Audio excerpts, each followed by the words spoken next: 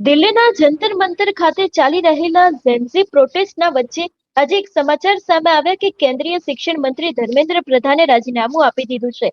પણ સવાલ એ જ છે કે શું શિક્ષણ મંત્રીના રાજીનામાથી નીટ પેપર લીક છે એમાં જે વિદ્યાર્થીઓની મહેનત પાણીમાં ગઈ હતી, વિદ્યાર્થીઓની સાથે જે અન્યાય થયો હતો, એ દરેક વસ્તુ સોલ્વ થઈ જશે? આજે આ જ વિષયને લઈને વાતચીત કરવી છે અને મારી સાથે અત્યારે હાલ તમે સ્ક્રીન ઉપર વિદ્યાર્થી અને આમ આદમી પાર્ટીના જે નેતા છે, વિદ્યાર્થીના યુવા નેતા યુવરાજસિંહ જાડેજા જોડાયા છે.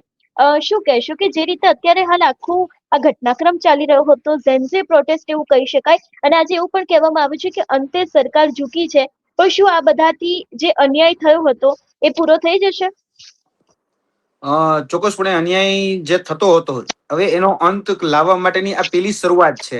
આ પેલું પગથિયું છે. જ્યારે ધર્મેન્દ્ર પ્રધાન એટલે કે શિક્ષણ પ્રધાન જે હતા, એ પ્રધાનનું રાજીનામું લેવું, એ હમ. શરૂઆત છે. બીજું કે આ જે જીત છે, એ જીત જે લોકો અત્યારે આ મુવમેન્ટને વેગ આપી રહ્યા હતા, એ તમામ લોકોની જીત છે. આ જેન ઝી જનરેશનની જીત છે અને આ લોકતંત્રની પણ જીત છે. કારણ કે લોકતંત્રની અંદર જ્યારે અવાજ ઉઠાવવામાં આવે ત્યારે એ લોકતંત્રમાં એ અવાજ પહોંચ્યો, અને એ પહોંચ્યો તો એનું સામે પ્રતિકાર આવ્યો પણ ખરી. એટલે હમ. કહેવાય ને કે ભાઈ ઝુકતી એ દુનિયા ઝુકાને વાલા ચાહીએ. અને આ જેનઝી એ સાબિત કરી દીધું છે કે ભાઈ અમે જે વર્તમાન જે જનરેશન છે, એ આવનારી જે જનરેશન બનવાની છે, તેના માટે અમે કંઈક કશું કરવા માંગીએ છીએ. અને કદાચ કહી શકાય કે આ તો એક પ્રતિકાત્મક રીતે જે માંગણીઓ હતી, 3 માંગણીઓ, એ 3 માંગણીઓનો સ્વીકાર કરો, એ જ મોટી અહીંયા જીત છે. એટલે આ જીત એ લોકતંત્રની જીત છે, આ એકતાની જીત છે, આ અખંડિતતાની જીત છે, અને આ જેનઝીની જીત છે. અને આ જેનઝી લોકોએ જે રીતે આંદોલન કર્યું અને આંદોલનને અલગ જ વે આપ્યો, એ આંદોલનની જીત છે. હવે બીજી વાત, તમારા મુદ્દાની વાત, કે શું આ શિક્ષણ પ્રધાનના રાજીનામાથી કઈ બદલાવ આવશે ખરી? પણ હા, એ શરૂઆત તો થશે ને. એ શરૂઆત હમ. થશે. આજે જ્યારે એકાઉન્ટેબિલિટી કોકની ફિક્સ થશે, આજે રિસ્પોન્સિબિલિટી કોકની ફિક્સ થશે, આજે હમ. એ જવાબદારીઓ ફિક્સ કરવામાં આવશે કે ભાઈ હવે તમે જો ક્યાંય ઉણા ઉતર્યા, કોઈ જગ્યાએ કાચું કાપ્યું, તો યાદ રાખજો કે આવનાર ભૂતકાળમાં જે રીતે ધર્મેન્દ્ર પ્રધાનનું રાજીનામું લેવામાં આવ્યું હતું, એ પ્રકારે તમારે પણ તમારું રાજીનામું આપવું પડશે. એટલે આ હમ. રાજીનામું લઈ લેવામાં આવ્યું છે, રાજીનામું આપ્યું નથી, પરંતુ આ હમ. રાજીનામું લેવામાં આવ્યું છે. અને હમ. એ સમજી વિચારીને જ લેવામાં આવ્યું છે કે ભાઈ આ જે વિદ્યાર્થીઓ હતા, એ વિદ્યાર્થીઓને અત્યાર સુધી ગણકારવામાં ન આવ્યા. હું એમ હમ. માનું છું કે આ બદલાવની પેલી શરૂઆત છે. આ બદલાવના પરિવર્તનનું પેલું પગથિયું છે. હવે ધીરે ધીરે જે વ્યવસ્થા તંત્રની અંદર જે બદલાવ લાવવાની જે જરૂરિયાત છે ને, એ વ્યવસ્થા તંત્રના બદલાવ ધીરે ધીરે આવશે. કારણ કે બધાને ડર લાગશે. જો શિક્ષણ પ્રધાનનું રાજીનામું લઈ શકાતું હોય, શિક્ષણ સચિવનું જો રાજીનામું લઈ શકાતું હોય, તો હવે આપણે પણ આ બધી બાબતોમાં જે એજન્સીઓ કામ કરે છે, જે ડિસ્ટ્રીબ્યુશન સિસ્ટમ કામ કરે છે, પેપર લીકેજની જે ઘટનામાં અલગ અલગ એમો એટલે કે મોડસ ઓપરેન્ડીઓ કામ કરે છે, એની ઉપર આપણે ગમે એમ કરીને લગામ કસવી પડશે. અત્યાર સુધી આ બે લગામ અને બે ફામ બનેલું જે તંત્ર હતું પેપર લીકેજનું, એની ઉપર અંકુશ લાવવા માટેનો આ પેલો પ્રયત્ન એ થશે એવું હું માનું છું. જી.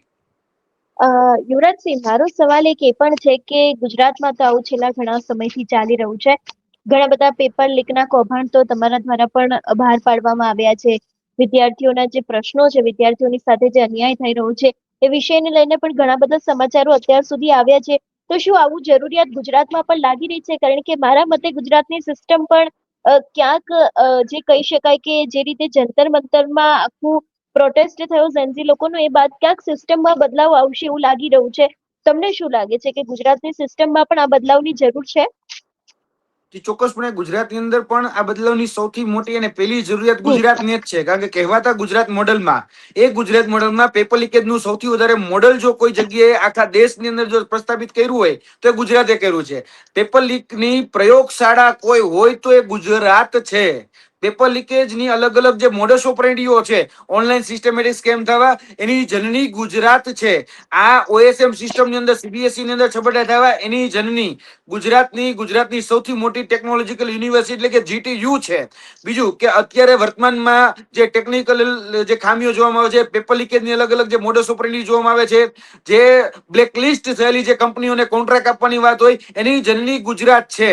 જે સીબીએસઈ ની અંદર જે કંપનીને કોન્ટ્રાક્ટ સોંપવામાં હતો, એ કોન્ટ્રાક્ટ ગુજરાતમાં વર્તમાનમાં જીટીયુ પાસે છે, અને એ જ કંપની કામ કરી રહી છે. પેપર લીકેજની જો વાત હોય તો હું તમને કહી દઉં, 2014 થી લઈ અને 2024 સુધીમાં આ જ ગુજરાતની અંદર 24 પેપર લીક, 34 પેપર લીક થયા છે. અને આ જે 34 પેપર લીક થયા છે ને, એમાં 2014 જીપીએસસી ચીફ ઓફિસરનું પેપર લીક થયું. 2015 રેવન્યુ તલાટીનું પેપર લીક થયું. 2016 ગ્રામ પંચાયત તલાટીનું પેપર લીક થયું. 2017 ટેટનું પેપર લીક થયું. 2017 મુખ્ય સેવિકાનું પેપર લીક થયું. 2018 લોકરક્ષક દળ એટલે કે એલઆરડી કોન્સ્ટેબલનું પેપર લીક થયું. 2019 બિન સચિવાલય ક્લાર્કનું પેપર લીક થયું. 2020 જે પીજીવીસીએલ, યુજીવીસીએલ, ડીજીવીસીએલ, એમજીવીસીએલ ના જુનિયર આસિસ્ટન્ટના પેપર લીક થયા. 2021 જે હેડ ક્લાર્કની પરીક્ષા હતી 12/12/2021 હેડ ક્લાર્કનું પેપર લીક થયું.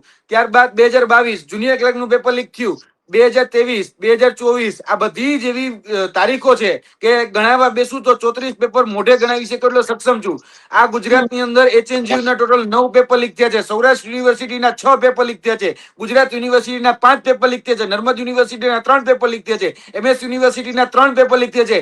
મહારાજા કૃષ્ણકુમાર યુનિવર્સિટી એટલે કે એમકેબીયુ, મહારાજા કૃષ્ણકુમાર ભાવનગર યુનિવર્સિટી, એના અત્યાર સુધીના બીકોમ ના, બીબીએ ના, બીસીએ ના ટોટલ એમ ગણીને 3 પેપર ત્યાં લીક થયા છે. હવે આ બધામાં જેની જવાબદારી બનતી હતી એ જવાબદાર હતા કોણ? તો કે એમાં પણ શિક્ષણ પ્રધાન જવાબદાર હતા. આજ દિન સુધી શિક્ષણ મંત્રીઓ ના ખાલી મોહરા બદલ્યા પણ વ્યવસ્થા નથી બદલી. મોહરા બદલ્યા છે. તમે જોયું હશે કે ભૂપેન્દ્રસિંહ ચુડાસમાથી લઈ, જીતુભાઈ વાઘાણીથી લઈ, આનંદીબેન થી લઈ ઘણી બધી સરકારો બદલી, શિક્ષણ મંત્રીઓ બદલ્યા, પણ આ જે મેં કીધું ને કાર્ય પદ્ધતિ અને પેપર લીકેજની જે સિસ્ટમ એમાં કોઈ બદલાવ નથી આવ્યો.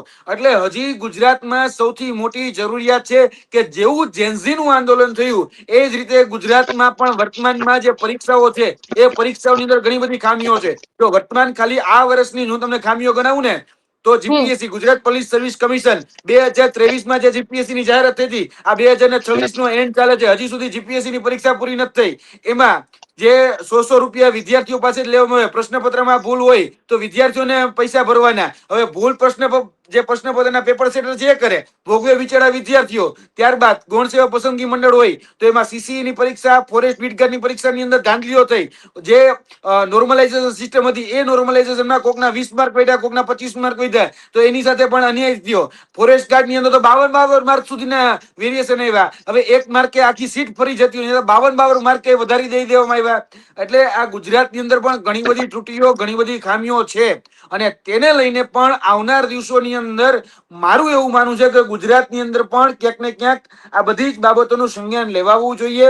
ધર્મેન્દ્ર પ્રધાન અભી જાકી હે, ગુજરાત में भी अभी कुछ और बाकी है. હજી તો ઘણી બધી જગ્યા દેશમાં જોવા જઈએ તો પેટ્રોલ ચોરી, ટેક્સ ચોરી, ચંદા ચોરી એ બધું જ બાકી છે. બધાનો હિસાબ લેવાનો છે. ખાલી ધર્મેન્દ્ર પ્રધાન નું ઝાંકી છે. હજી તો કદાચ ટ્રેલર છે. હજી પિક્ચર જે છે ને એ ગુજરાત થી થવું જોઈએ. કેમ ગુજરાત થી? કારણ કે ગુજરાત 34 પેપર લીક ની જનની છે. જેને આપણે ગુજરાત મોડલ કહીએ છીએ. એ ગુજરાત મોડલ પેપર લીકેજ નું મોડલ બન્યું છે અને એ જયારે પેપર લીકેજ નું મોડલ બન્યું છે તો એના પાયામાં જે શિક્ષણ મંત્રીઓ હતા, જે શિક્ષણ પ્રધાનો હતા એ એટલા જ જવાબદાર હતા. દરેક વખતે મોહરા બદલી દેવા પણ મોહરા બદલી દેવાથી વ્યવસ્થા નથી બદલતી. એટલે ગુજરાતમાં જરૂર છે. જી યુવરાજસિંહ, તો તમે ગુજરાતના જે શિક્ષણ મંત્રી છે એમને શું કહેશો કે આપણી સિસ્ટમમાં કયા એવા બદલાવ લાવવા જરૂરી છે? ગુજરાતના શિક્ષણ મંત્રી પહેલા તો ખરેખર મને એવું લાગે છે કે શિક્ષણ મંત્રીમાં જ શિક્ષાનો અભાવ છે. દરેક જગ્યાએ તમે જોજો કેન્દ્રના શિક્ષણ મંત્રી હોય કે ગુજરાતના શિક્ષણ મંત્રી, હવે એ શિક્ષણ મંત્રીની જગ્યાએ નિવેદન દેવા કોણ આવે છે? આરોગ્ય મંત્રી આવે છે. તમે પ્રશ્ન ધર્મેન્દ્ર પ્રધાનને કરો, જવાબ દેવા જેપી નડ્ડા આવે. તમે પેટ્રોલના પ્રશ્ન પૂછો, જવાબ દેવા બીજા આવે, ગડકરીજી આવે. એટલે પેટ્રોલ મંત્રી નથી છતાંય પેટ્રોલ વિશે બોલે છે. એટલે ગુજરાતની કે દેશની કમનસીબી જ આ છે.